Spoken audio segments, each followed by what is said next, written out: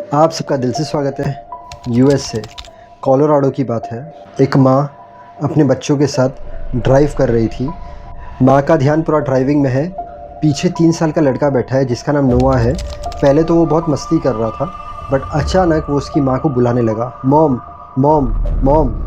उसकी माँ को ऐसा, ये ऐसी मस्ती कर रहा है, बुला रहा है। उसकी माँ का ध्यान पूरा ड्राइविंग में था, वो इग्नोर कर रही थी। बट थोड़ी देर होती है तो वो उसकी मॉम को कहता है, डैम हैनी लिसन टू मी। उसकी जो मॉम रहती है वो कार को ब्रेक मारती है, पीछे मुड़ के देखती है। उसका 3 साल का लड़का उसकी मॉम को घूर घूर के देखते रहता है। उसके बाजू में उसकी बहन रहती है। वो कहती है, तूने मॉम को हैनी क्यों कहा? मॉम का नाम तो ट्रेनी है। 3 साल का लड़का कहता है, मॉम का नाम हैनी है इसलिए मैंने हैनी कहा। उसकी माँ पूरी तरीके से शॉक होकर अपने लड़के को देख रही थी, क्योंकि हैनी नाम से उसकी मॉम को उसका ब्रदर बुलाता था जो काफ़ी सालों पहले मर चुका है। नोआ पैदा हुआ था उसके पहले मर चुका है। ट्रेनी का बड़ा भाई क्रैग, मतलब नोआ की जो मॉम थी जो ड्राइव कर रही थी, उसका बड़ा भाई क्रैग। तो क्या ट्रेनी के भाई ने दोबारा जन्म लिया ट्रेनी का लड़का बनकर? ट्रेनी के भाई का इस दुनिया में फिर से आने के पीछे राज क्या है? क्या उसे कोई अधूरा काम पूरा करना है, या फिर उसे किसी ने मार डाला था, वो उसका बदला लेने आया है?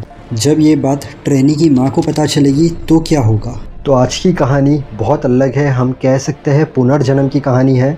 मैं फटाफट कहानी चालू करता हूँ। वीडियो अगर अच्छा लगा तो वीडियो को लाइक करना मत भूलना। हम रोज़ की तरह छोटी सी प्रेयर कर लेते हैं और मैं कहानी चालू करता हूँ।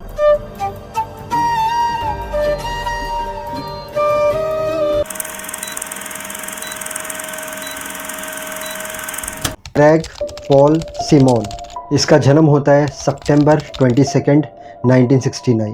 बचपन से वो स्पोर्ट्स में आगे रहता है, बास्केटबॉल प्लेयर रहता है। वो बॉर्न होता है, उसके थोड़े साल के बाद उसकी बहन बॉर्न होती है, ट्रेनी सिमोन। अब ट्रेनी सिमोन का और क्रैग सिमोन का बॉन्ड बहुत अच्छा रहता है, और क्रैग ने ही ट्रेनी को नाम दिया रहता है हैनी। ना ट्रेनी के डैड बुलाते थे उसे हैनी नाम से, ना ट्रेनी की मॉम बुलाती थी उसे हैनी नाम से।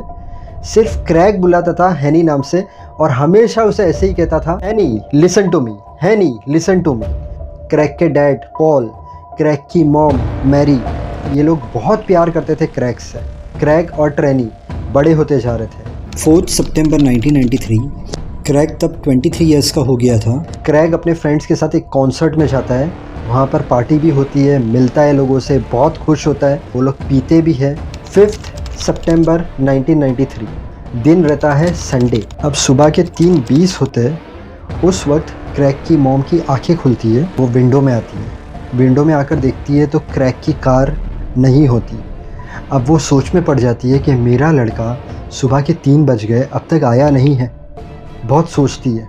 पूरी रात उसे नींद नहीं आती। अर्ली मॉर्निंग उसकी फ़ोन की रिंग बजती है और क्रैग के डैड का फ़ोन आता है कि क्रैग का सुबह के 3 बजे कार एक्सीडेंट हो गया। मतलब 3:20 को उसकी मॉम की अचानक जो नींद खुली थी, तो उसकी मॉम को अंदर ही अंदर ऐसा हो गया था कि कुछ तो अलग चीज़ें हुई है।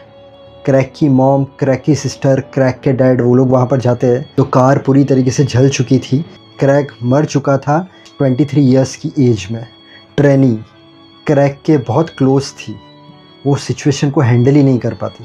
वो क्रैग से बहुत ज़्यादा प्यार करती थी, दोनों साथ में ही रहते थे। वो बहुत ज़्यादा अंदर ही अंदर इमोशनल हो जाती है, डिप्रेस हो जाती है, सैड हो जाती है। साथ में उसकी मॉम की भी हालत ख़राब हो जाती है। यंग लड़का 23 साल का ऑफ हो गया।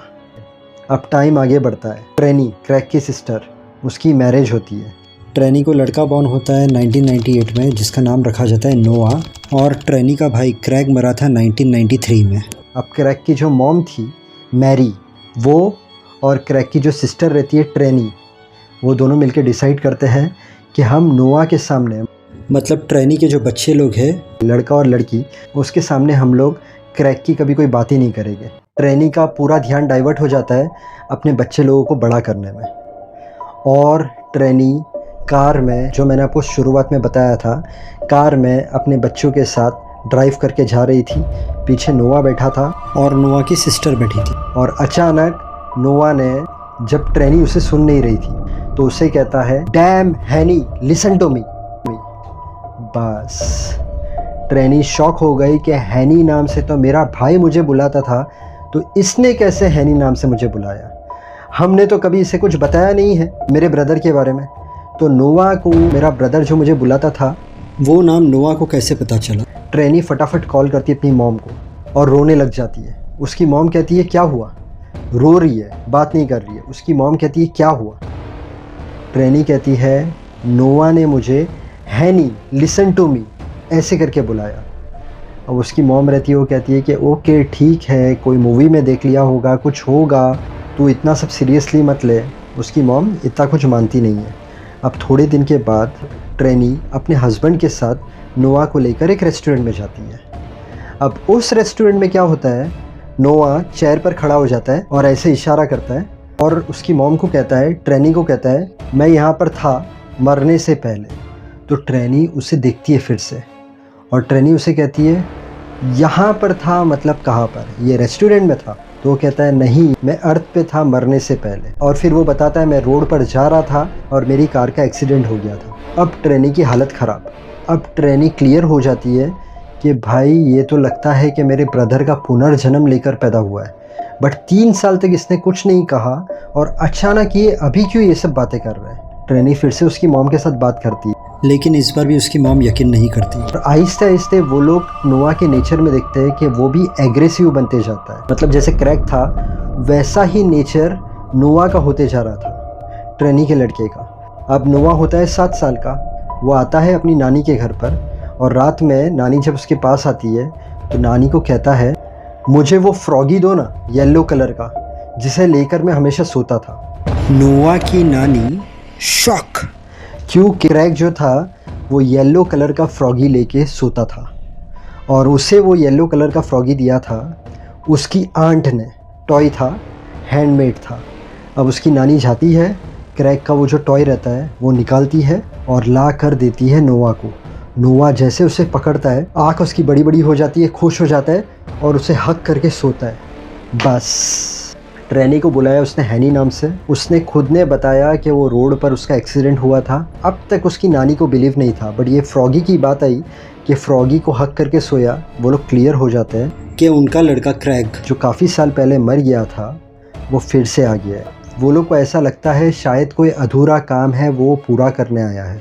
नोवा की जो मॉम रहती है और नानी रहती है एक थेरेपिस्ट रखते हैं नोवा के लिए। अब थेरेपिस्ट आता है, दिन आगे बढ़ते जाते हैं। वो 16 साल का हो जाता है, कार चलाने लग जाता है, एक कम्प्लीटली चेंज्ड ह्यूमन बीइंग बन जाता है। जहाँ पर उसे बचपन में गुस्सा बहुत आता था, जिस तरीके से क्रैक को आता था, अभी उसे गुस्सा नहीं आता है। बहुत मैनर वाला, डिसिप्लिन वाला। और जैसे जैसे उसमें चेंजेस आए उसके बाद क्रैक से रिलेटेड, उसके अंकल से रिलेटेड जो कार एक्सीडेंट में मर गए थे, उनकी बातें ना ही उसने उसकी मॉम को बताई ना ही उसकी नानी को बताई। मतलब क्रैक की जो सोल थी वो आई थी नोवा के अंदर जब वो छोटा था। क्यों आई थी? क्योंकि वो अपनी बहन से बहुत प्यार करता था, तो बहन को मिलने के लिए आई थी। प्लस जब वो कार चला रहा था तब उसने ड्रिंक भी किया था, तो उसे वो चीज़ें ठीक करनी थी। प्लस वो एग्रेसिव था, वो भी चीज़ें उसे ठीक करनी थी। इसलिए उसके नेफ्यू की बॉडी के अंदर उसकी सोल आई।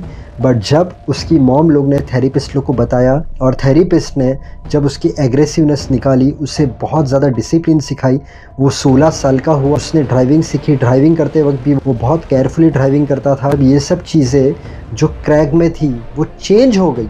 तो क्रैक की सोल को लगा मेरा अधूरा काम मैंने पूरा कर दिया है। क्रैक की सोल हील हो गई इन अ पॉजिटिव वे।